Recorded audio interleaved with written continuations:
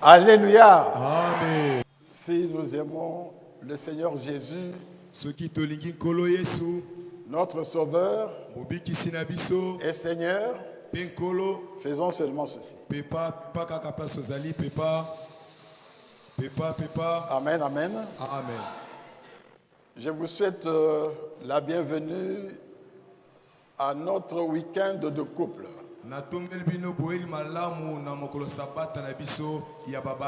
Et je vous souhaite la bienvenue dans le nom de Jésus.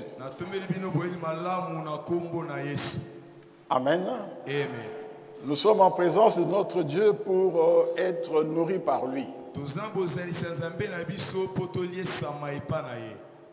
Chacun de nous a été informé directement ou par l'invitation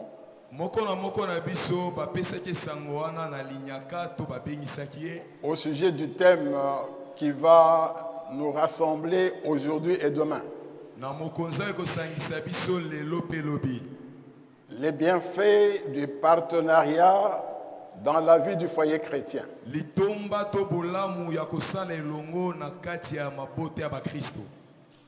Les bienfaits du partenariat dans la vie du foyer chrétien.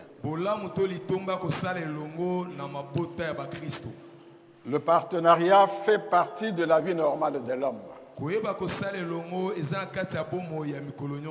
Le partenariat, c'est un mode de vie normal pour tout homme. Parce que l'homme est un être social.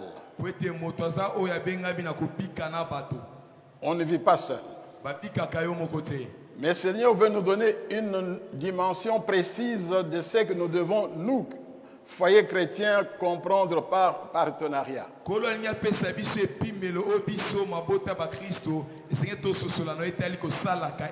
ne pouvons pas comprendre le partenariat comme les gens du monde. Nous avons notre spécificité. Nous sommes chrétiens.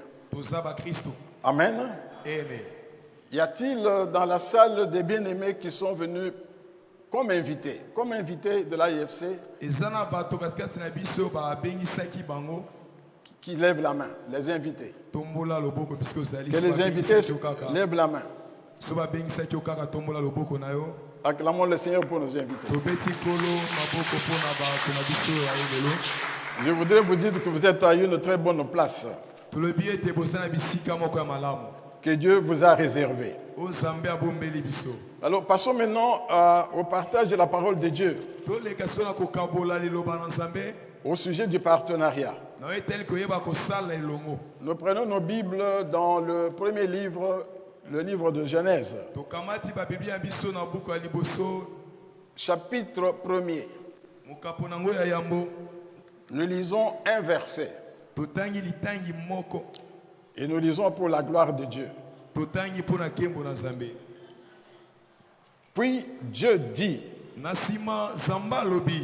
faisons l'homme à notre image, selon notre ressemblance, et qu'il domine sur les poissons de la mer, sur les oiseaux du ciel, sur le bétail, sur toute la terre, et sur tous les reptiles qui rampent sur la terre. Disons Amen. Amen. Bien-aimé, ce verset nous introduit de plein pied dans le partenariat. Commençons d'abord par comprendre ce qu'est le partenariat. C'est quoi le partenariat? Quelle est l'origine du partenariat? Quelle est la raison d'être du partenariat aux yeux de Dieu? Non pas aux yeux des hommes, mais aux yeux de Dieu. Nous allons d'abord commencer par ces trois choses-là. Et puis nous allons aborder le sous-thème de ce jour. Le partenariat, c'est quoi? Le partenariat, c'est quoi? C'est avant tout une relation. C'est une relation de coopération. Une relation de coopération entre des personnes ou des groupes de personnes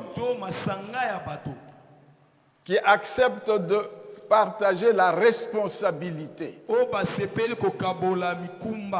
Qui acceptent de partager la responsabilité pour atteindre un but spécifique, pour atteindre un but propre. Donc je disais que le partenariat est une relation entre des personnes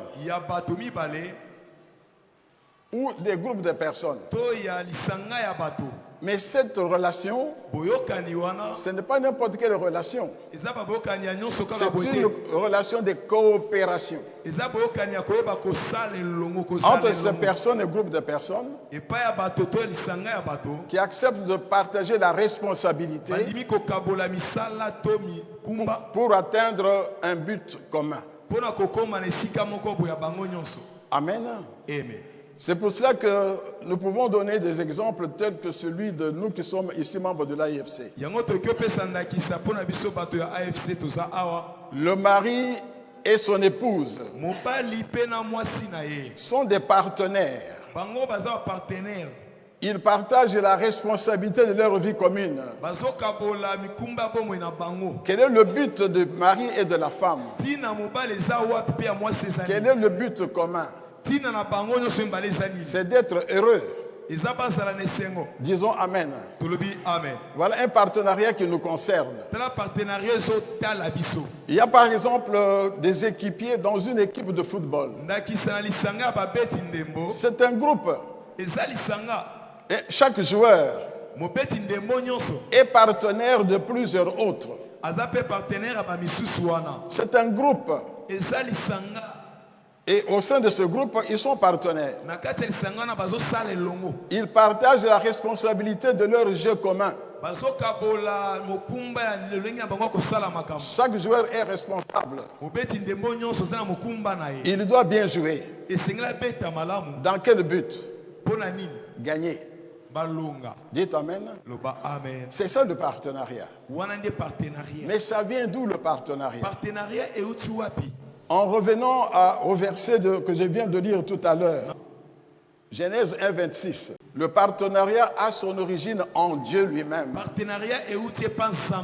C'est en Dieu que se trouve l'origine du partenariat. C'est Dieu qui a commencé le partenariat. Il a fait de l'homme son partenaire. Dieu a fait de l'homme son partenaire. Dieu a fait de l'homme son partenaire. C'est la volonté de Dieu pour nous tous qui sommes ici. C'est d'être son partenaire. Que ton couple soit partenaire de Dieu. Mais quel est le contenu de ce partenariat? Dieu a voulu que lui, Dieu, qui domine sur toutes choses, qui règne sur l'univers, c'est-à-dire sur tout ce qui existe, il donne une part de responsabilité à l'homme pour que lui gouverne la terre. Pour que l'homme gouverne la terre. Dieu a fait de l'homme son partenaire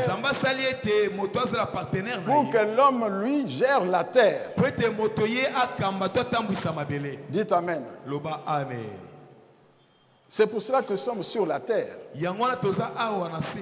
La gérer conformément à la volonté de Dieu.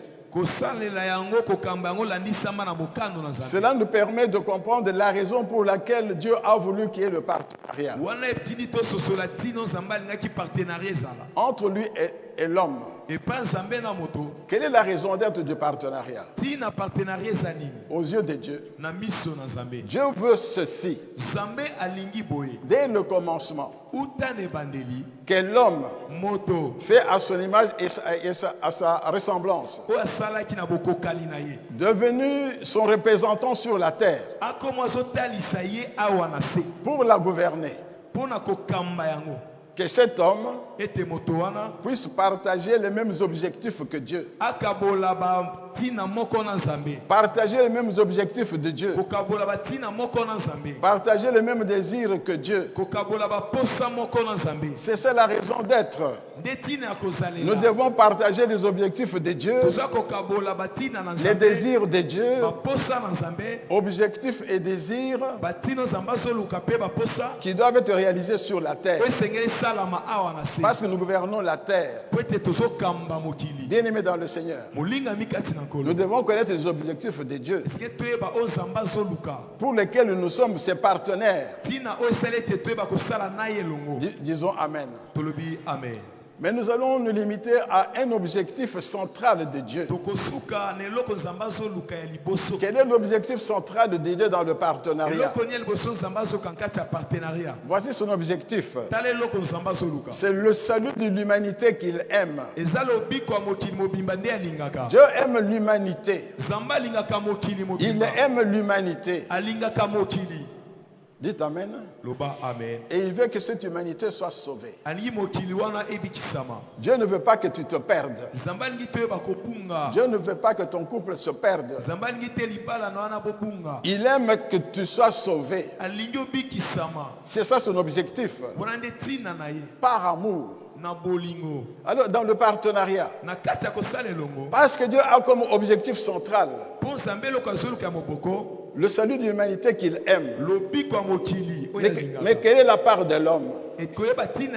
C'est pourquoi l'homme doit prêcher la bonne nouvelle du salut. Il doit prêcher la bonne parole du salut.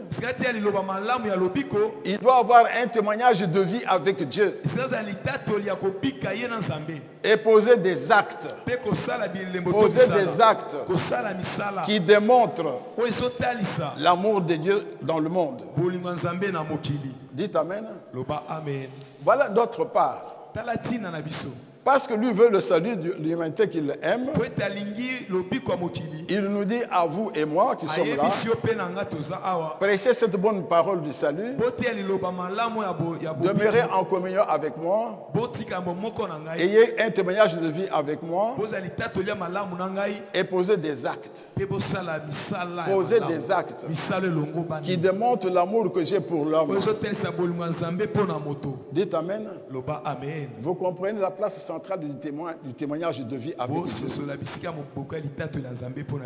C'est ainsi que nous pouvons lire dans la Bible. Il y a un verset qui est très bon. Je vais vous donner la référence. Dans Jacques chapitre 1er verset 27. Jacques chapitre 1er verset 27. Voici ce qui est écrit. La religion pure et sans défaut devant Dieu notre Père.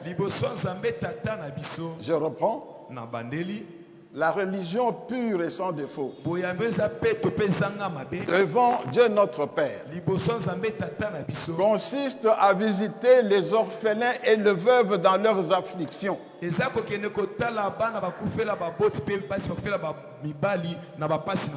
à se préserver des souillures du monde.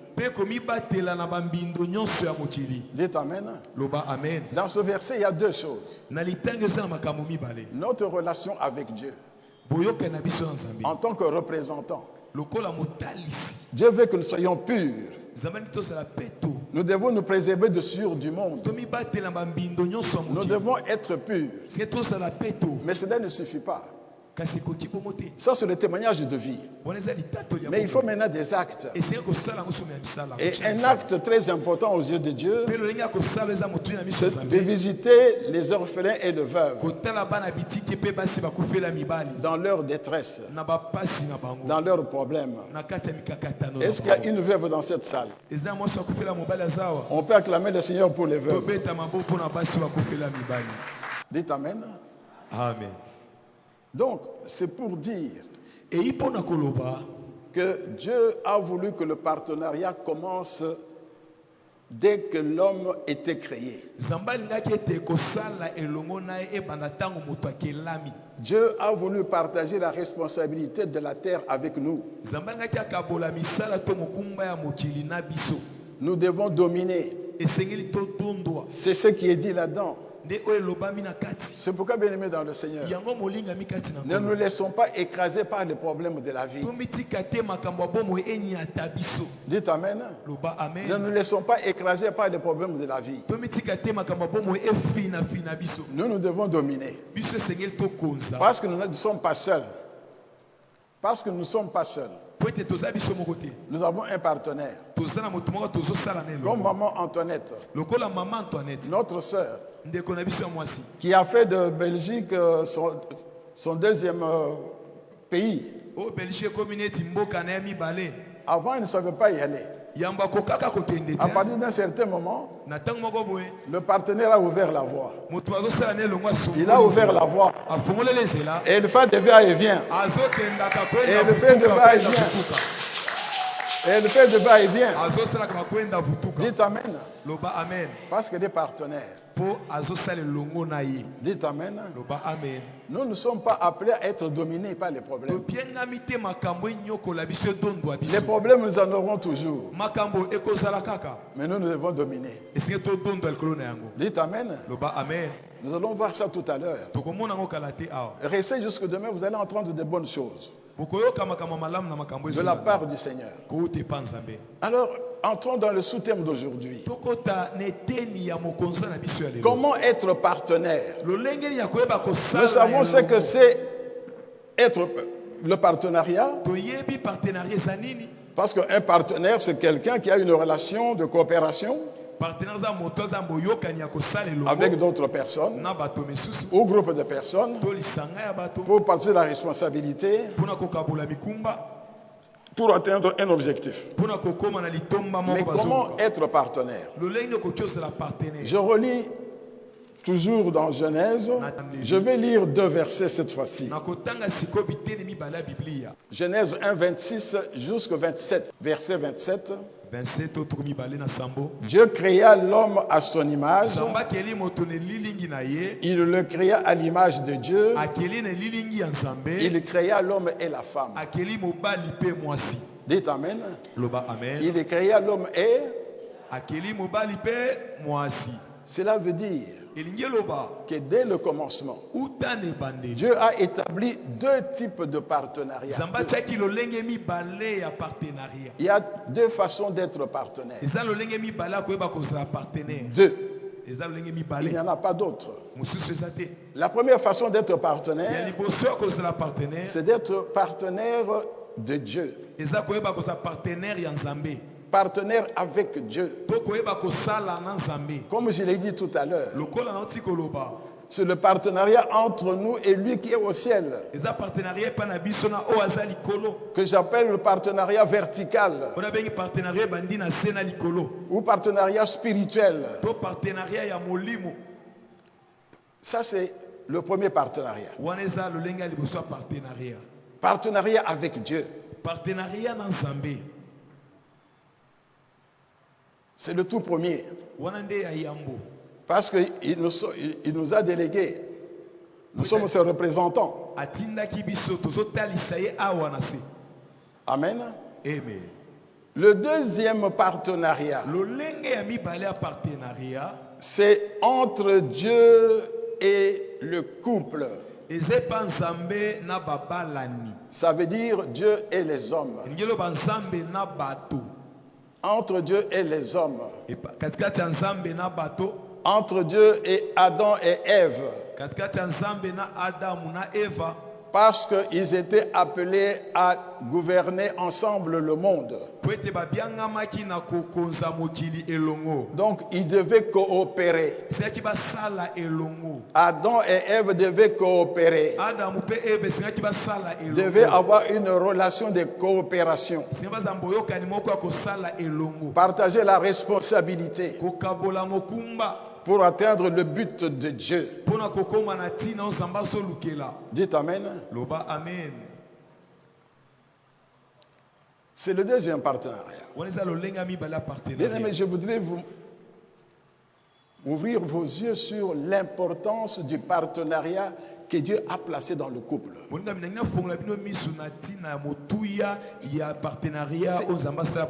C'est-à-dire la famille. C'est le premier partenariat entre les hommes, il n'y en a pas d'autre.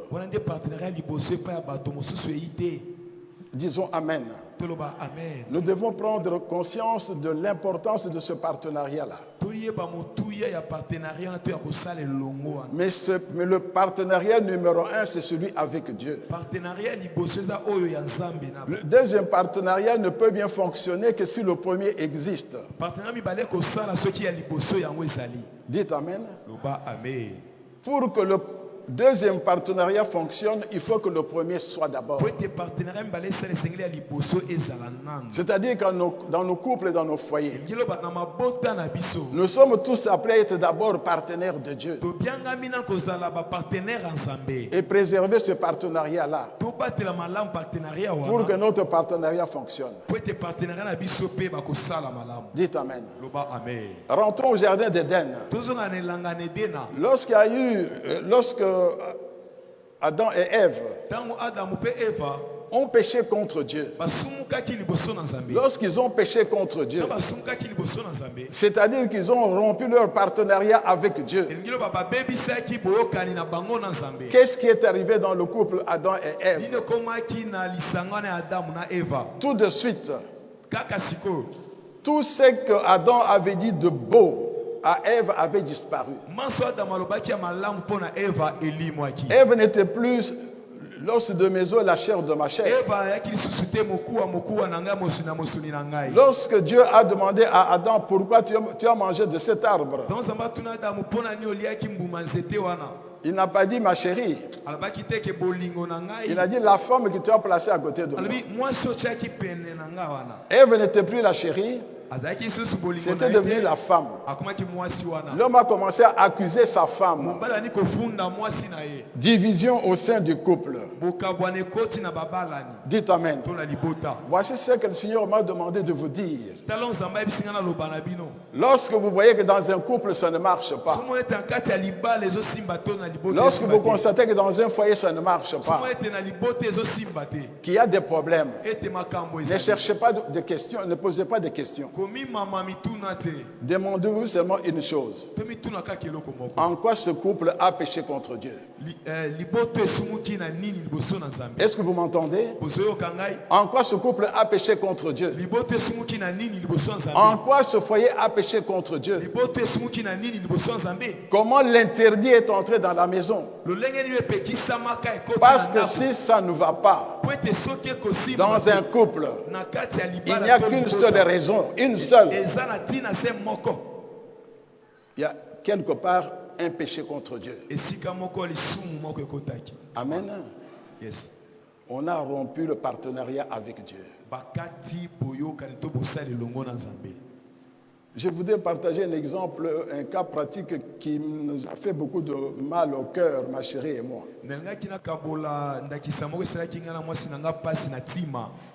Il y a longtemps, avant même qu'on commence l'AFC, mais nous étions dans le Seigneur,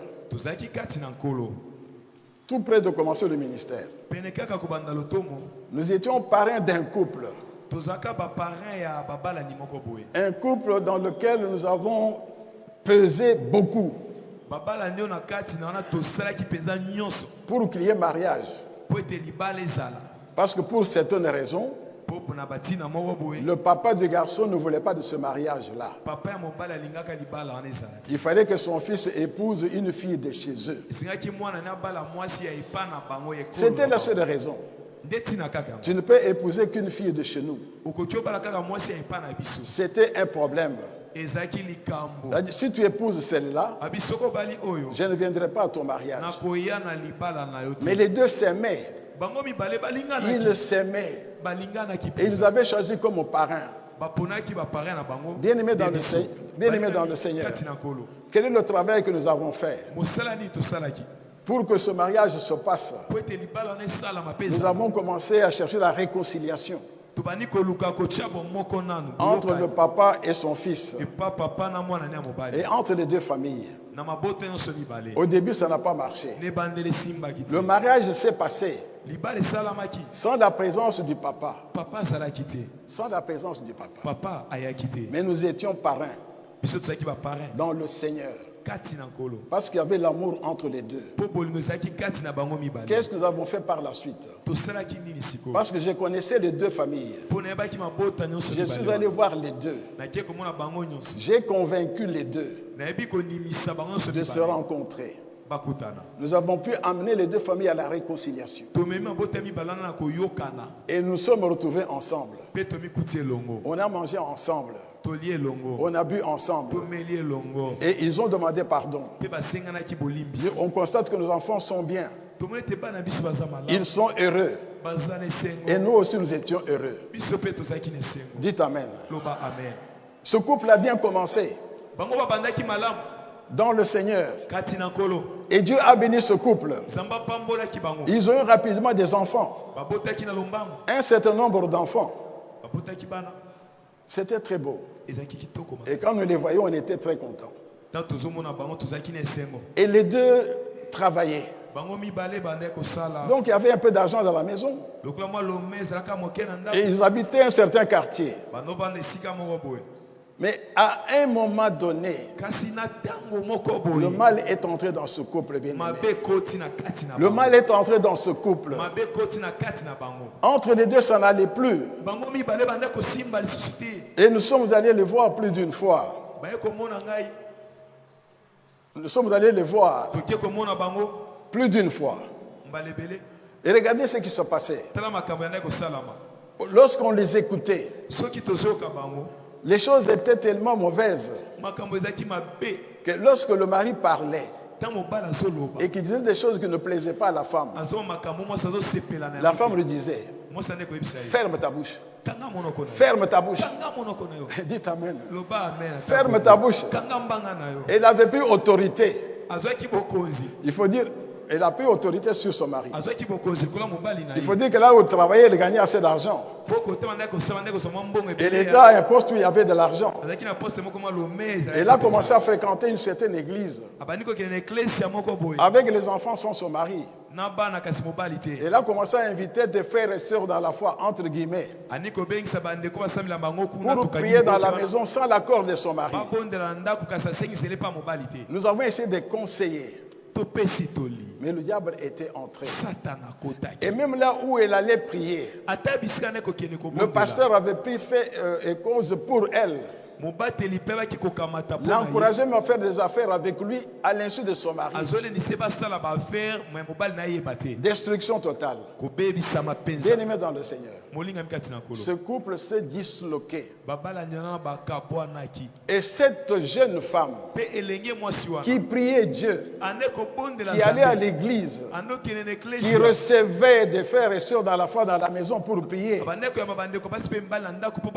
vous savez ce qu'elle est devenue lorsque ça s'est arrêté. Et nous étions tristes. Parce que non seulement on parlait au couple, on parlait aussi aux parents que nous connaissions bien. La femme est devenue maîtresse de quelqu'un. Elle est devenue maîtresse de quelqu'un. Elle a eu même un enfant avec cet homme. Et c'est sa situation aujourd'hui. Mais l'homme est resté avec les enfants. Et il est béni. Il est béni. Il est béni. Un jour, on s'est retrouvé avec les deux quelque part Oui, avec quelque chose, avec des enfants. On voyait la femme qui n'était plus elle-même. Vous savez pourquoi? Parce que le péché est entré dans la maison. Dites Amen. Lorsque ça ne va pas dans un couple, lorsque ça ne va pas dans un foyer, ne cherchez pas de sorciers. Ne cherchez pas de sorciers. Posez-vous seulement la question. Où est-ce qu'ils ont péché? Dites Amen. Amen. Ils ont péché contre le partenariat. Il n'y avait plus de partenariat. Dites Amen. Donc je disais qu'il y a deux types de partenariat. Partenariat avec Dieu et partenariat entre les hommes. Mais parce que nous sommes dans le couple, nous sommes dans le foyer, nous allons dire qu'il y a deux types de partenariat. Partenariat avec Dieu et partenariat au sein du foyer. Au sein du foyer. C'est de cela que nous allons parler. Dites Amen. Comment est-ce qu'on peut être partenaire de Dieu? Comment être partenaire avec Dieu? Comment? Je voudrais vous dire, bien aimé dans le Seigneur, ce n'est pas n'importe qui peut se réveiller aujourd'hui et dire, bon, je vais être partenaire de Dieu. Dieu a établi une règle, une loi, que tout homme veut être partenaire de son Dieu, doit nécessairement respecter. C'est une loi qui existe depuis le jardin d'Éden. Il s'agit de la règle de l'obéissance. Une seule règle, l'obéissance. Tu veux être partenaire de Dieu, sois obéissant à Dieu. Sois obéissant à Dieu. C'est pour ça que dans le jardin d'Éden, il y avait l'arbre de la connaissance du bien et du mal. C'était l'arbre de la désobéissance et merci la désobéissance. Ne touchez pas cet arbre. Qu'est-ce que ça veut dire l'obéissance pour nous? Quand je parle de l'obéissance, ça veut dire quoi? Ça veut dire qu'il faut croire en la parole de Dieu. Que cette parole est vraie. Que cette parole est vraie et la mettre en pratique. Croire en la parole de Dieu comme vraie. La parole de Dieu est la vérité et la mettre en pratique. En d'autres termes, il faut avoir foi en Dieu. Avoir foi en Dieu en toutes circonstances. Celui qui a foi, il obéit naturellement. Dites Amen. C'est pour ça qu'on parle de l'obéissance de la foi. Lorsque nous sommes venus au Seigneur, nous avons cru en sa parole et nous avons obéi à cette parole. Parce qu'il est écrit, sans la foi, il est impossible de lui être agréable. Sans la foi, la Bible dit, il est impossible de lui être agréable. Disons Amen. Lorsqu'il y a désobéissance, c'est-à-dire lorsqu'il y a péché, vous vivez dans l'impudicité, vous vivez dans le mensonge, vous avez la haine dans le cœur, vous faites des choses du monde, sortir quand vous voulez, aller manger avec n'importe qui, faire la démonstration de ce qu'on a gagné, être dans la corruption, toutes ces choses qui font plaisir à la chair. Vous ne pouvez pas être partenaire de Dieu. Dites Amen. Je voudrais vous rappeler ce qui est arrivé à Adam et Ève. Lorsqu'ils ont péché, Dieu les a chassés du jardin d'Éden. Il les a chassés. Dites Amen. Loba amen. Moïse, Mose, serviteur de Dieu, Mosali ya Nzambe. qui a vu des grandes choses Amonaki makambo ya minene. avec Dieu, Na Nzambe. pour une seule désobéissance. Pona kaka kozanga kotosa moko. Dieu lui avait dit, Nzambe bisaki. parle au rocher Loba na libanga. et l'eau sortira du rocher. Kema ekobima na libanga. Au lieu de parler au rocher, Esika loba na libanga. il a frappé le rocher. Abeti libanga. Ça lui a coûté une chose Ebaki kozanga à selo laquelle komoko. il tenait. Owa bande ko luka. Entrer dans la terre promise. Kokota na mabele ne laka. Dieu lui a dit, Nzambe bisaki. parce que tu as fait cela, Posali. tu ne m'as pas obéi. Otosinga. Tu ne m'as pas glorifié devant le peuple d'Israël. Tu ne verras pas ce pays-là. Quand vous lisez la Bible, vous verrez qu'il a tout fait. Il a supplié Dieu. Dieu ne l'a pas écouté. Dites Amen. Le Seigneur veut nous dire, abandonne le péché. Tu es dans l'impudicité. Abandonne l'impudicité. Tu es dans le mensonge. Abandonne. Tu es dans la haine. Abandonne. Tu es dans la corruption. Abandonne. Dites Amen. Il y a des querelles dans la maison, vous vous battez tout le temps. Arrête. Amen. Voilà la première chose. C'est la condition. Si cette condition-là n'existe pas, il n'y a pas de partenariat avec Dieu. Vous n'aurez que vos partenariats impurs avec des femmes, avec des hommes, avec l'alcool, avec l'argent et toute autre chose, mais pas avec Dieu. Amen. Amen. Mais si cette condition est remplie, le partenariat avec Dieu peut se faire de deux façons. De deux façons. Tu veux être partenaire de Dieu. Il y a deux façons de parvenir au partenariat avec Dieu. Deux possibilités. La première possibilité, c'est à l'initiative de Dieu lui-même. C'est Dieu lui-même qui te choisit comme partenaire. Disons Amen. Tu es l'élu de Dieu. Tu es l'élu de Dieu. Dieu met sa main sur toi. Dit, je te veux comme partenaire. Amen. Et il le fait dans sa souveraineté. Et nul ne peut contester ce choix. Bien aimé, il y a un verset dans la Bible. Quand vous le méditez, vous dites quand on est élu, c'est une grâce. Moi, une grâce. Je vais vous donner ce verset-là. C'est dans Romains chapitre 9, verset 13. Ne cherchez pas dans la Bible, il n'est pas long. Vous allez voir ça vous-même par la suite. Romains chapitre 9, verset 13. Et voici ce que dit ce verset. J'ai aimé Jacob. J'ai aimé Jacob. J'ai haï Ésaü. C'est Dieu qui parle. Dites Amen. Amen. Avant même que Jacob et Ésaü soient sortis du sein de leur mère, Dieu avait déjà choisi Jacob. On peut dire que c'est une injustice. Dieu nous connaît tel que nous sommes avant que nous sortions du centre de notre mère.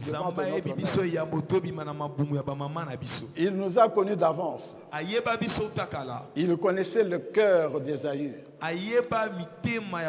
Il savait d'avance comment Ésaü allait se comporter. Il ne pouvait pas faire de lui son partenaire. Il a voulu que Jacob soit le vase d'honneur pour faire des grandes choses avec lui. Lui qui était le cadet. Et que Ésaü soit un vase d'usage vil. Et que le petit, le jeune domine sur l'aîné, le grand. Et lorsqu'ils sont nés, on a vu comment Ésaü s'est comporté. C'était un homme indigne. Pour un potage, il a vendu son droit d'aînesse. auquel étaient attachés beaucoup de droits. Amen. Amen. Mon frère, ma soeur, si tu es élu, il faut passer tout ton temps à dire Seigneur merci, toute ta vie. Toute ta vie. Dites Amen. Toute ta vie. Tu dis merci, merci, merci, merci, merci. Parce que Dieu choisit qui il veut au moment qu'il veut. Regardez, il a élu Joseph très jeune, à 17 ans. Il a élu Jérémie encore très jeune, il n'avait pas encore 20 ans. Mais il a élu Abraham à 75 ans. Et Moïse à 80 ans. Moïse 80. En fait, ils étaient déjà élus. Mais la révélation de l'élection. La révélation de l'élection arrive au temps voulu par Dieu. Dites Amen. Dans cette salle devant moi, il y a des élus de Dieu qui ne le savent pas. Dans cette salle devant moi, il y a des élus de Dieu qui ne le savent pas. Et si vous êtes élu, vous recevrez la révélation. Dites Amen. Amen. Nous avons reçu cette révélation. Pour être là où nous sommes, nous avons reçu la révélation. On nous disait, vous allez servir Dieu. On nous disait. Et moi, je disais, mais c'est là, il s'amuse. Qu'est-ce qu'il croit? Je disais, mais c'est là, il s'amuse. La vie que nous menons est tellement belle. Dites Amen. Et nous avons eu la révélation par la suite. C'est pour ça que j'ai coutume de dire, lorsque je me mets en prière, la première partie de ma prière, ce sont des actions de grâce. Ce sont des actions de grâce. Je rappelle à Dieu qui le sait comment il m'a porté depuis mon enfance jusqu'à aujourd'hui. Dites Amen. Avec ma sœur Antoinette, dans cette salle, nous sommes peut-être les seuls octogénaires. Amen. Amen. Un bienfait de Dieu. L'élection suscite la jalousie.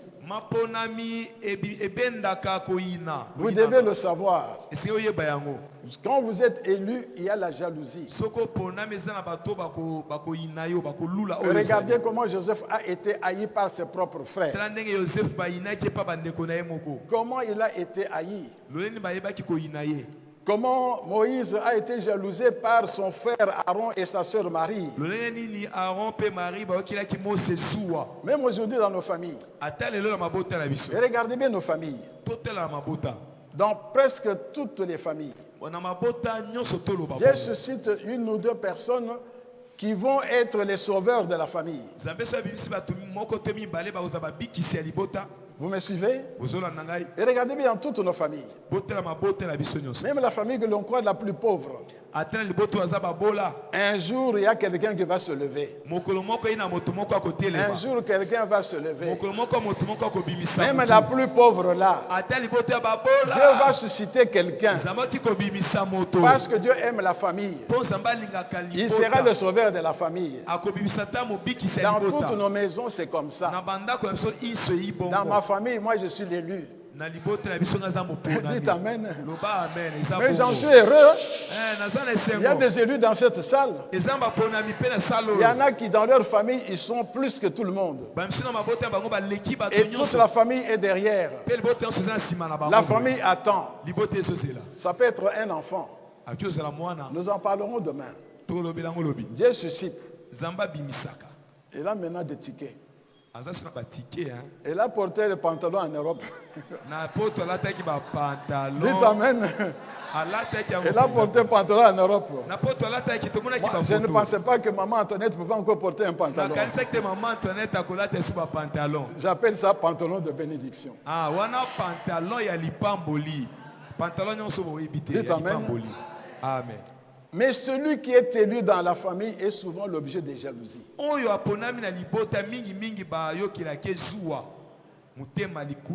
Mais notre Dieu est là. Il protège ses élus. Il donne la sagesse à ses élus pour gérer tout cela. Amen. Amen. Voilà la première façon d'être partenaire de Dieu, c'est l'élection. Parce qu'il connaît ton cœur. Il sait d'avance quelles seront tes œuvres. Et tu es l'élu. La deuxième façon d'être partenaire de Dieu, c'est à l'initiative de l'homme lui-même. L'homme qui croit. L'homme qui a la foi. C'est pourquoi dans notre thème, le Seigneur a voulu que nous mettions les bienfaits du partenariat dans la vie du foyer chrétien. Le foyer chrétien, c'est-à-dire le foyer de croyants. Le foyer de ceux qui croient en Christ. C'est là où ces choses-là peuvent se passer. Les bienfaits dont nous parlerons demain, c'est dans ce foyer-là. Parce que sans la foi, il est impossible de lui être agréable. Alors, comment l'homme peut prendre l'initiative? Bien aimé, cela vous concerne. Même si vous n'êtes pas l'élu de Dieu, vous pouvez prendre l'initiative d'être partenaire de Dieu. Si vous avez la foi en Dieu. Si vous avez la foi en Dieu. La première façon, c'est d'être involontaire. Partenaire volontaire. Tu t'offres toi-même à Dieu. Parce que Dieu cherche un homme. Voici ce que dit Ézéchiel chapitre 22 verset 30. Je cherche parmi eux un homme qui élève un mur et se tienne à la brèche devant moi en faveur du pays, afin que je ne le détruise pas. Mais je n'en trouve pas. Dites Amen. Dieu a toujours des besoins. Il faut discerner les besoins de Dieu. Il faut être sensible à la voix de Dieu. Et dans la Bible, nous voyons quelqu'un qui a entendu la voix de Dieu. C'est le jeune Ésaïe. Dieu lui a donné une vision. Il a vu Dieu assis sur un trône élevé. Et le pan de sa robe remplissait tout le temple. Il a vu des séraphins qui étaient autour de Dieu. Et il a entendu. Il a entendu Dieu disant: qui enverrai-je? Qui enverrai-je? Qui marchera pour nous? Dites Amen. Dieu n'a pas dit à Ésaïe: c'est toi que j'envoie. Il a dit: qui enverrai-je? Qui enverrai-je? C'est votre cas. Dieu veut vous dire aujourd'hui, parmi vous, il y a des besoins dans ce ministère. Qui j'enverrai? Qui enverrai-je? Et Ésaïe a dit: me voici, envoie-moi. Amen. Nous connaissons ce cantique, non? La voix du Seigneur disait. Est-ce qu'on peut chanter ensemble? La voix du Seigneur disait: qui enverrai-je? Qui ira pour nous? Je répondis: me voici, me voici.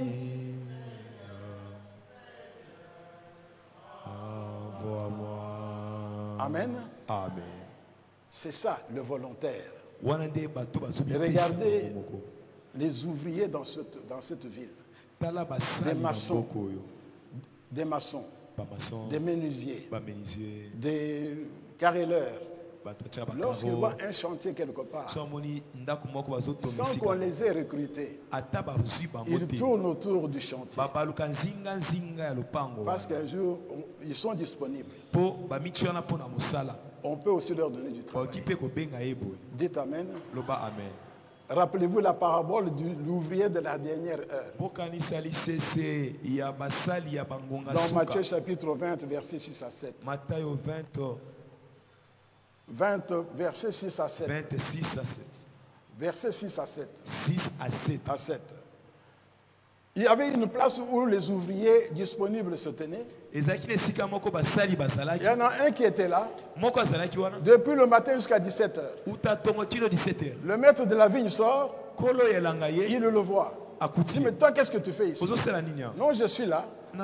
Personne ne m'a loué. Il dit, viens toi aussi. Dites Amen. Amen. Est-ce qu'il y a des volontaires de Dieu dans cette salle? Y a-t-il des volontaires de Dieu dans cette salle? Y a-t-il des volontaires de Dieu dans cette salle?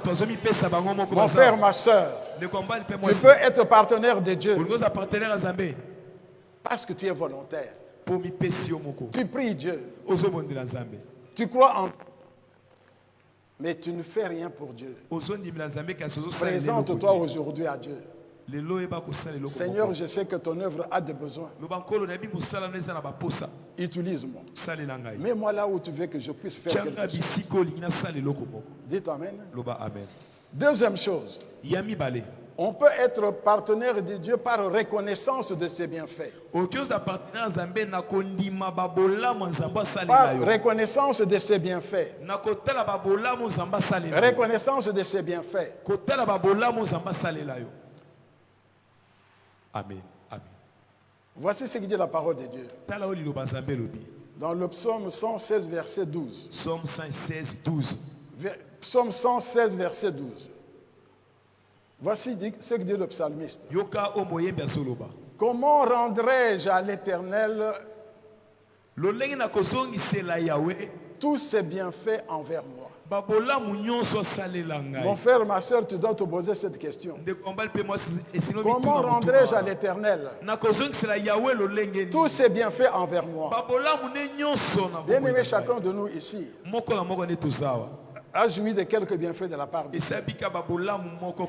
Ne fût-ce que le fait d'être en vie, d'être marié, d'avoir des enfants, d'avoir du travail, d'être en bonne santé. Est-ce que vous posez cette question?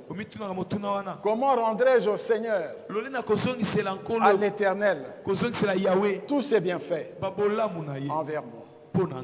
Dites Amen. Posez-vous cette question-là. Cette question vous est posée aujourd'hui. Vous devez la répondre pour vous-même. Dans la Bible, nous voyons des cas. Plusieurs. Le mendiant aveugle Bartimée. Lorsqu'il a été guéri de sa cécité, il n'est pas rentré chez lui. La Bible déclare qu'il a suivi Jésus. Bartimée. Dans Marc chapitre 10. Dans Marc 10, verset 46 à 53. Le verset 53 dit, il suivit Jésus dans le chemin. Dites Amen. Deuxième façon, c'est la reconnaissance. Y a-t-il un frère, une sœur reconnaissant dans cette salle? Qui est reconnaissant dans cette salle? Et si vous êtes reconnaissant, faites quelque chose pour Dieu.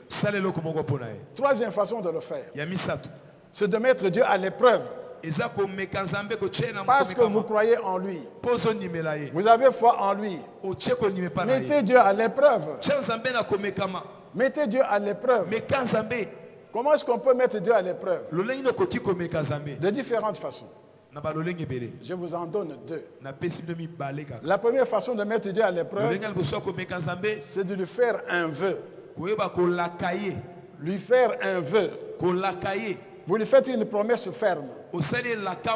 Seigneur, si tu accomplis ceci et cela pour moi, je m'engage à faire ceci pour toi. Dites Amen. Amen. Tu veux avoir une faveur de Dieu. Seigneur, Si tu fais ça pour moi, tu me donnes un enfant.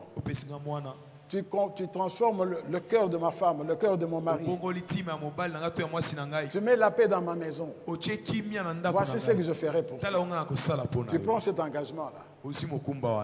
Et tu seras partenaire de Dieu. Dites Amen. Amen. Il y a une femme dans la Bible que vous connaissez bien. Une femme stérile. Du nom de Anne. Elle a fait cela.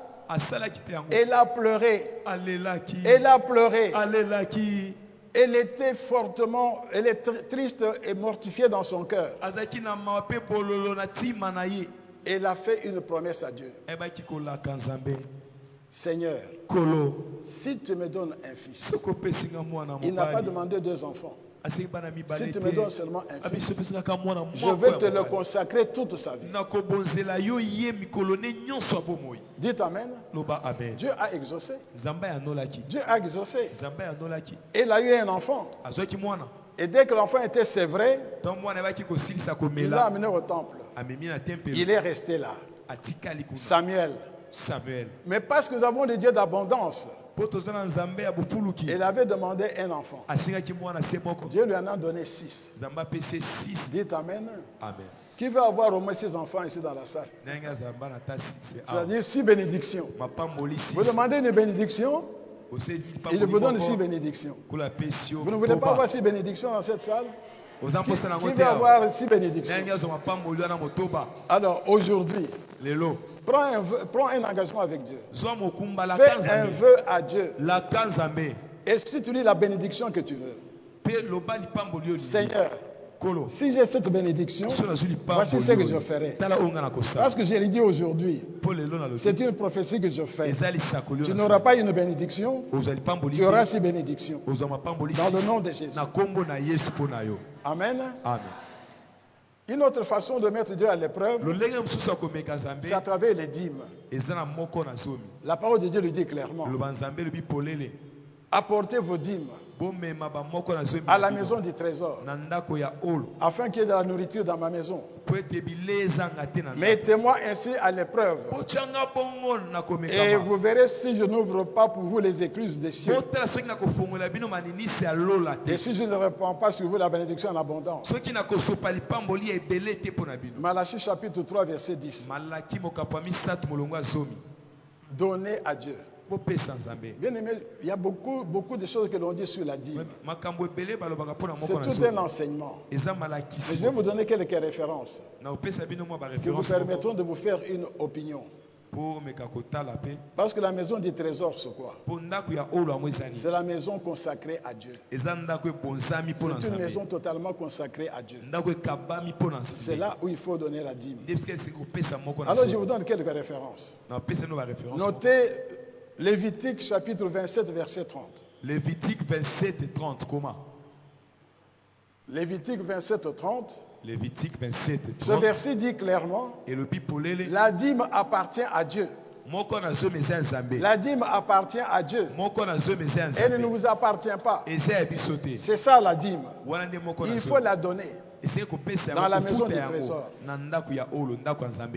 Notez deuxième référence. Nombre chapitre 18 verset 21. Nombre 18 21. Nombre 18 21. Nombre 18 21.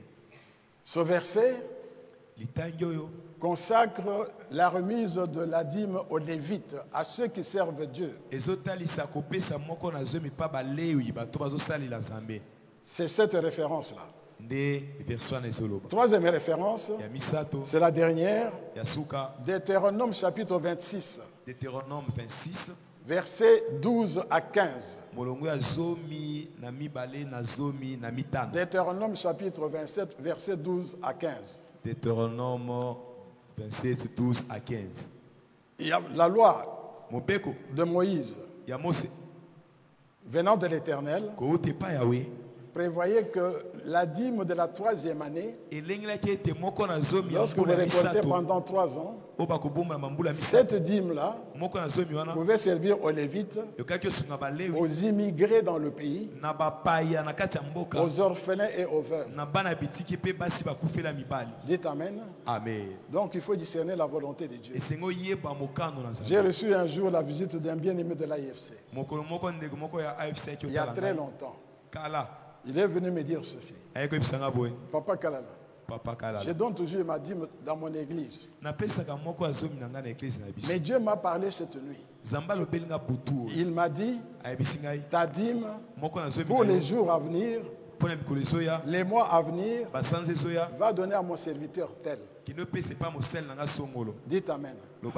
Il m'a demandé, qu'est-ce que je fais, Papa Kalala? Vous vous rendez compte? Il vient me poser la question. Tu sais que j'ai décidé. Mais ça, c'est me mettre en problème avec Dieu. J'ai dit, mais frère, qu'est-ce que Dieu a dit? Dieu m'a dit, va donner à ses serviteurs là, qui n'étaient pas de son église. Moi, je dis, fais ce que Dieu a dit. Sinon, tu auras des problèmes. Et pendant des mois, il a donné sa dîme là. Faites attention. N'allez pas verser la dîme dans un panier percé. Donc voilà une autre façon de mettre Dieu à l'épreuve. Par les dîmes. 4e façon de prendre l'initiative pour être partenaire de Dieu, c'est d'être généreux. Pratiquer la générosité vis-à-vis des pauvres. Vis-à-vis des pauvres. Parce qu'il est écrit, celui qui a pitié des pauvres, il fait quoi? Il prête à qui? Il prête à Dieu. Il prête à Dieu. Proverbe 19, verset 17. Générosité aux pauvres, aux orphelins et aux veuves. Aux orphelins et aux veuves. Parce que Dieu est le père des orphelins et le défenseur de veuves. Psaume 68, verset 6. 68, verset 6. Psaume 68, verset 6. Et bien sûr à ses serviteurs. Et en 3e lieu, à ses serviteurs. Être généreux vis-à-vis de ses serviteurs. Parce qu'il a dit, celui qui vous reçoit, me reçoit. Celui qui vous reçoit, reçoit celui qui m'a envoyé. Dites Amen. Vous faites du bien à un serviteur de Dieu, vous le faites à Dieu lui-même. Si vous recevez le prophète en tant que prophète, vous recevrez la récompense des prophètes. Vous lisez dans Matthieu chapitre 10, versets 40 et 41. Dites Amen. Dernière façon.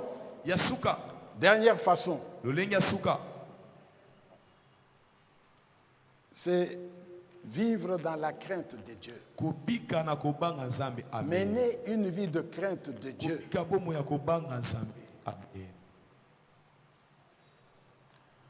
Si vous craignez Dieu, Dieu fera de vous son partenaire. Vous êtes agréable à Dieu. Comme le furent Joseph et Marie. Il lui fallait un couple qui devait s'occuper de Jésus. Il a choisi ce couple fiancé. Est-ce qu'il y a des fiancés dans cette salle? Y a-t-il un couple fiancé dans cette salle? Je n'en vois pas. Mais Dieu a choisi ce jeune couple parce qu'ils vivaient ce que nous appelons des fiançailles chrétiennes. Ils ne s'étaient pas souillés. La fiancée était vierge. Le fiancé était chaste. C'est là où Jésus devait naître. Job était serviteur de Dieu parce qu'il craignait Dieu. C'est pour ça que Dieu disait de Job qu'il était son serviteur. Il a dit à Satan, As-tu vu mon serviteur Job? Il n'y a point de personne comme lui sur la terre. Il est intègre et droit, craignant Dieu et se détournant du mal. Ton témoignage de vie, comme Daniel. Daniel était devenu partenaire de Dieu. Je ne parle pas aujourd'hui des bienfaits, c'est pour demain. Parce que le jeune Daniel craignait Dieu. Il est devenu partenaire de Dieu. Mon frère, ma soeur, je veux dire ce soir, marche dans la crainte. Marche dans la crainte. Marche dans la crainte de Dieu. Abandonne la vie du péché. Et tu verras la main de Dieu. Tu verras la gloire de Dieu. Tu verras la gloire de Dieu. Dites Amen. Amen. Ça, c'est le premier type de partenariat entre Dieu et nous, à travers nos couples et nos foyers. Mais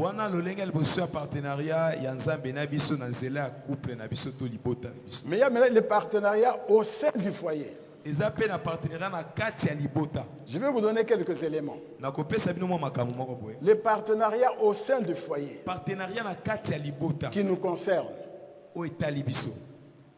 Ça se passe comment? Il y a d'abord le partenariat. Il y a 3 niveaux. Je veux dire tout ce qu'il y a 3 niveaux de partenariat. 3. Dans nos foyers, il y a 3 niveaux de partenariat. Le premier niveau, c'est entre les conjoints. Entre l'homme et la femme. Entre l'homme et la femme. Le deuxième type, c'est entre les parents et leurs enfants. C'est le deuxième niveau. Entre les parents et leurs enfants. Le troisième type de partenariat, que nous oublions, que nous ignorons, mais que Dieu n'ignore pas. C'est le partenariat du couple avec le personnel de maison, le personnel domestique. Dieu les considère comme partenaires. Ils sont partenaires. Et nous allons parler de cela assez rapidement. Dans tous ces partenariats, l'objectif central de Dieu doit s'y retrouver. Le salut. Le salut doit se retrouver dans les 3 partenariats. Pour le partenariat entre l'homme et la femme, quelle doit être la première préoccupation? La femme partenaire doit chercher le salut de son mari. L'homme partenaire doit penser au salut de sa femme. Selon qu'il est écrit, femme, sais-tu si tu sauveras ton mari? Marie, sais-tu si tu sauveras ta femme? 1 Corinthiens chapitre 7 verset 16. 1 Corinthiens 7 16. C'est cela que Dieu veut. Se préoccuper du salut de son conjoint. De sa conjointe. Avec comme règle de vie, tout ce que tu veux que ton conjoint fasse pour toi,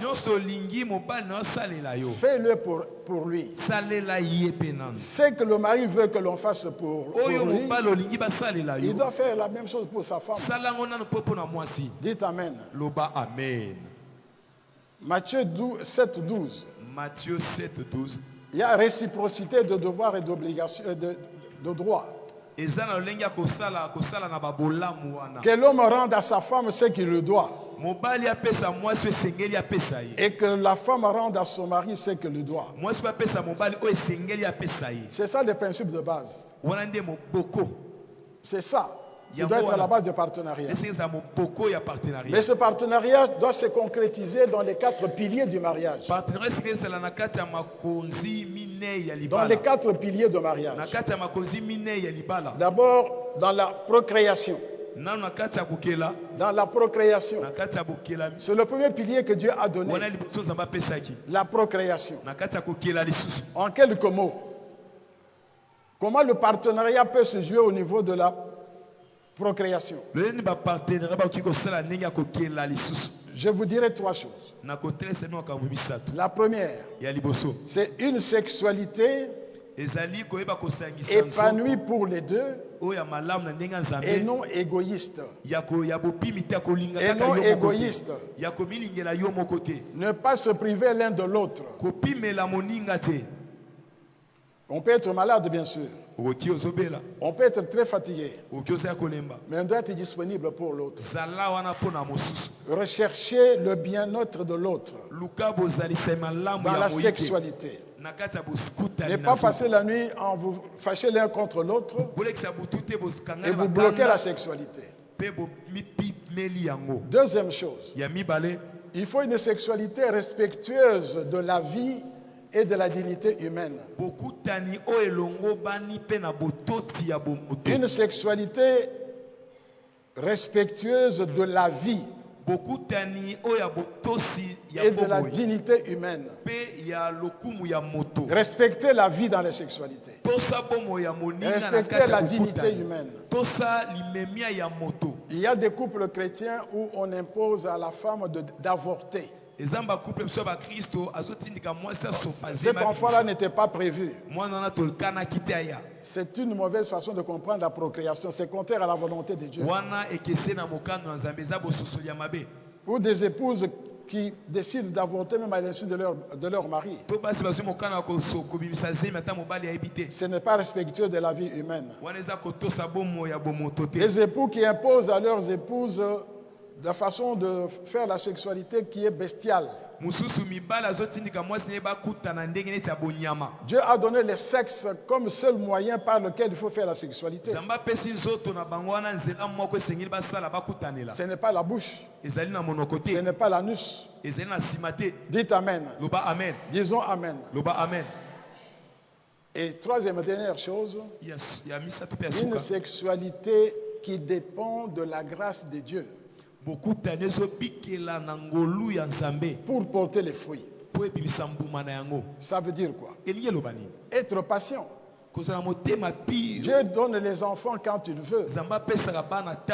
Il y a beaucoup de couples qui vivent sous pression. Au lieu de dépendre de Dieu, qui est le seul donateur, on fait pression et l'autre est complètement mal à l'aise et l'enfant ne vient pas. Il y a même des divorces à cause de cela.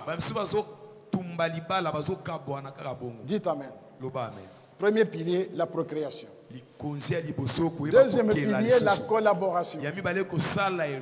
Collaborer entre mari et femme. Cela suppose la communication. Dialoguer. Dialoguer. On ne peut pas marcher ensemble sans s'entendre. Comme on le dit Amos 3.3. Dites Amen. Et puis, partage de fardeau. Je donne un seul exemple. Le suivi des enfants. Le suivi des enfants. Ce n'est pas facile. Ce n'est pas le père seul qui peut le faire. Ni la mère seule qui peut le faire. Il faut partager le fardeau. Troisième pilier, l'unité. Être attaché l'un à l'autre. Comment vivre l'unité? Quelques éléments. Dans la prière. Être un dans la prière en fréquentant une même église. Beaucoup de couples ont été détruits parce que chacun fréquente son église. Prier ensemble, fréquenter une même église pour être enseigné de la même façon. Disons Amen.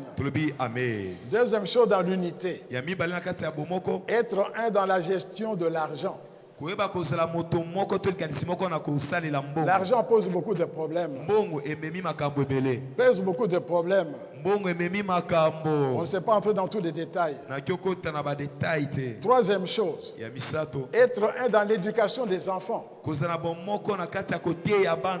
On ne peut pas avoir un père qui dit une chose et la mère qui dit une autre. Dans l'éducation des enfants. Être un dans l'exercice de l'hospitalité et de la libéralité. Pour accueillir. Pour donner aux gens. Mettez-vous d'accord. Mettez-vous d'accord. Dites Amen. Le quatrième et dernier pilier, la sainteté. Que le mariage soit honoré de tous. Que le mariage soit honoré de tous. C'est pourquoi la Bible dit, l'homme n'a pas autorité sur son corps, mais c'est la femme. La femme n'a pas autorité sur son corps, c'est le mari. Bien aimé dans le Seigneur. Tout ceci fait partie de nos enseignements. C'est pourquoi nous encourageons tous ceux qui viennent à suivre nos enseignements. Et là, on va plus en profondeur. Donc, la première chose, c'est la sainteté personnelle. Préserver son corps de toute souillure. Ne pas être infidèle.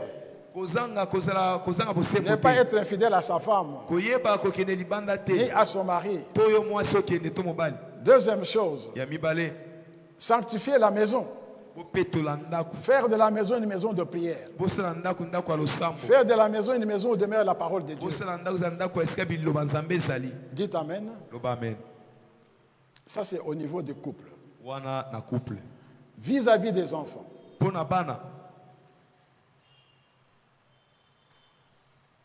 Le partenariat doit être fondé sur cette parole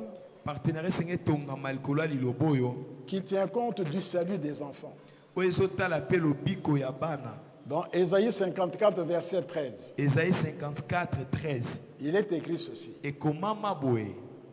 Tous tes fils seront disciples de Christ, de l'Éternel. Tous tes fils seront disciples de l'Éternel. C'est ça la volonté de Dieu pour nous. Nous devons avoir le partenariat qui vise cela. C'est ça notre partenariat. Et tous les enfants deviennent disciples de Christ. Le salut.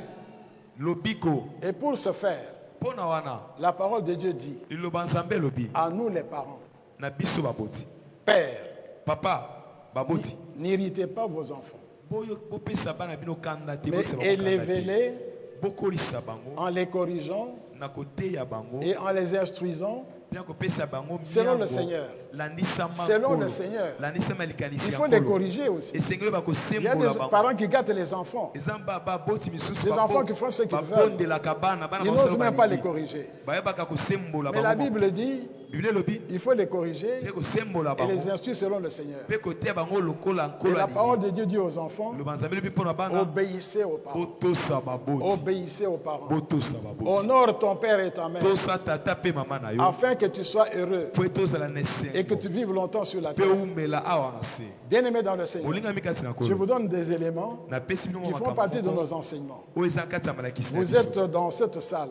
Nous aurons nos enseignements la semaine prochaine. Vous aurez les détails de tout ce que je vous lance comme éléments. Mais il ne suffit pas seulement de voir des choses spirituelles. Les enfants peuvent être partenaires en déchargeant les parents de certaines tâches. À un certain moment, les enfants peuvent être nos missionnaires que nous envoyons pour régler certains problèmes. Ils peuvent aider dans les tâches domestiques.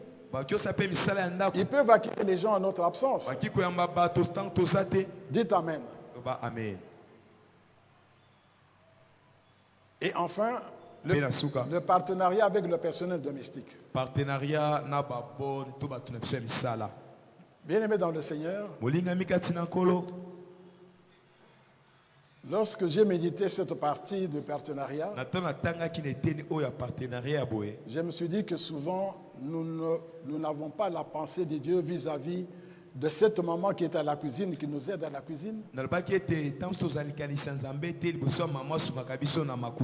ce papa qui lave et repasse les habits. Ya papa asukaka bilamba pe alekisaka mwa fer. Cette maman que nous envoyons au marché. Maman totindaka na wenze. Dieu s'occupe d'eux. Il s'occupe d'eux. Bami kipaka bango moko. Voici la pensée qui doit être la nôtre. Tala likanise sengele zala biso. Dieu nous dit Zamba lobi na biso. Vis-à-vis d'eux. Pona bango. Vous avez un seul maître. Vous avez un seul maître. Vous devez réaliser que vous avez un seul maître. Et que devant lui, il n'y a pas de discrimination. Il n'y a pas de discrimination. Il nous aime tous de la même façon. Il veut le salut du domestique comme il veut votre salut. Dites Amen. Éphésiens chapitre 6, verset 9. Éphésiens 6, 9.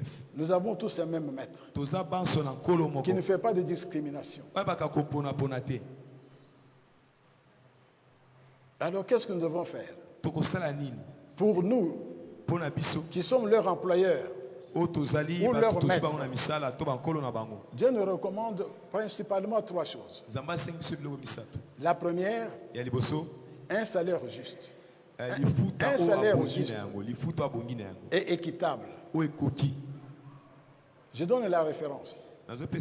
Colossiens chapitre 4, verset 1er. Colossiens 4, 1er. Un salaire juste et équitable. C'est la première chose. Par rapport à la grâce que Dieu t'a faite, tu ne peux pas gagner $1000 et payer ton travailleur $10. Tu dois sentir que ça te coûte. Et tu dois avoir la conscience apaisée vis-à-vis de Dieu. Deuxième chose, un salaire payé régulièrement. Payé régulièrement. Dans Jacques chapitre 5 verset 4. Jacques 5, 4. Je donne ça parce que c'est quelque chose que nous ignorons souvent. Nous devons aller méditer cela. Jacques 5, 4. Jacques 5, 4. Dieu se fâche contre les employeurs, les patrons qui ne payent pas leurs travailleurs. Mais souvent, vous verrez, on connaît beaucoup de cas. Un patron qui a beaucoup d'argent, qui paye à son travailleur parce que ce travailleur est venu me voir. En fait, c'est quelqu'un qui faisait ses courses. Un licencié qui touchait $250. Il voyage, le patron, sans payer. Et ce jeune que je connaissais est venu me voir. Voilà, il est parti.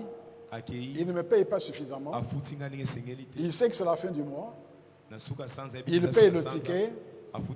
Et moi j'ai 2 enfants. Comment je vais vivre? Ça crie vers Dieu. Dites Amen.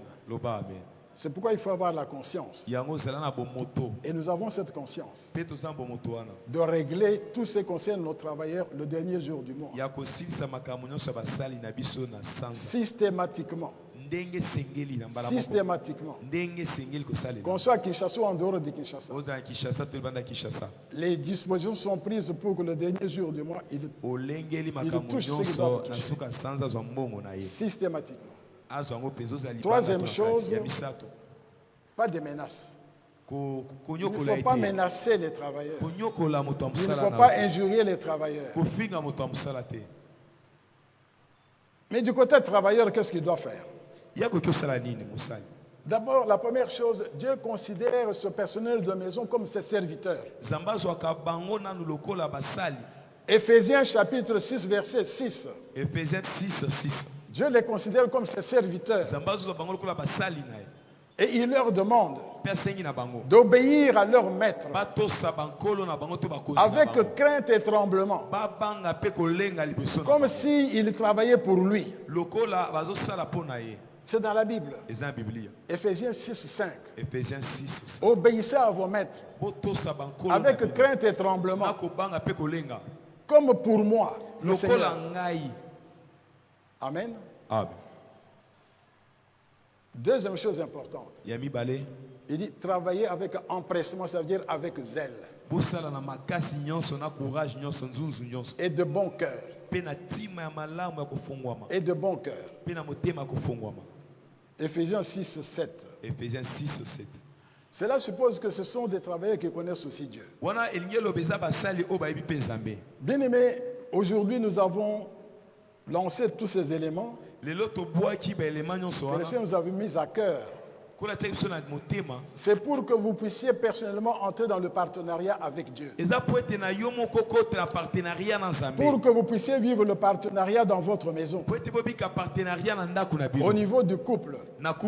Avec les enfants. Avec le personnel des maisons. Et demain nous verrons qu'il y a beaucoup de bienfaits. Il y a beaucoup de bienfaits. Si nous observons tout ce que Dieu dit dans le partenariat avec lui, le partenariat au sein du couple, partenariat avec les enfants, partenariat avec le personnel de maison, il y a de grandes bénédictions. Disons Amen. Nous allons prier le Seigneur. Notre Dieu est fidèle. S'il nous a parlé aujourd'hui, c'est parce qu'il sait que son peuple a besoin de cette parole. Parce que Dieu a besoin de partenaires. Il y a ceux qu'il a élus, bien sûr. Mais il a besoin, parmi vous, frères et sœurs, de partenaires volontaires. Des partenaires qui sont reconnaissants. Qui le mettent à l'épreuve. En faisant des vœux. En payant la dîme. Des partenaires qui pratiquent la générosité vis-à-vis des pauvres. Vis-à-vis des orphelins et des veuves. Des partenaires qui vivent seulement dans la crainte de Dieu. Dieu les connaît. Et il veut que vous soyez ce partenaire. Et il t'a adressé cette parole. Tu ne veux pas être partenaire de Dieu à partir d'aujourd'hui, selon ta propre décision. Tu peux être volontaire. Tu es reconnaissant à Dieu. Tu le mets à l'épreuve à partir d'aujourd'hui. Qu'il fasse quelque chose pour vous. Et que vous fassiez quelque chose pour lui. Si tu veux être ce partenaire-là de Dieu, tu lèves la main. Tu dis Seigneur, à partir d'aujourd'hui, je vais être ton partenaire. Vous levez la main. Peut-être que vous voulez être le partenaire de Dieu. Peut-être tu ne nous as pas élus. Mais vous pouvez être volontaire. Vous pouvez vous offrir vous-même à Dieu. Seigneur, je suis partenaire. Je reconnais que tu m'as fait du bien. Seigneur, je suis partenaire. J'attends de toi une faveur. Et moi aussi, je ferai quelque chose. Et tu lèves la main. Demain, nous parlerons des bienfaits du partenariat. Mais il faut avoir pris d'abord l'engagement d'être partenaire pour jouir de ces bienfaits-là. Dieu veut aussi que le partenariat soit réel dans ton couple. Soit réel avec les enfants. Ce n'est pas encore le cas aujourd'hui. Il y a beaucoup de choses à mettre en règle. Tu veux mettre de l'ordre dans le partenariat.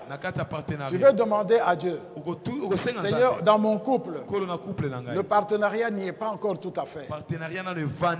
Même avec nos enfants, jusqu'aujourd'hui, je ne savais pas que le personnel de maison était aussi partenaire. Je vais corriger cela. À partir d'aujourd'hui, je veux mettre de l'ordre. Père très saint, merci pour ta grâce.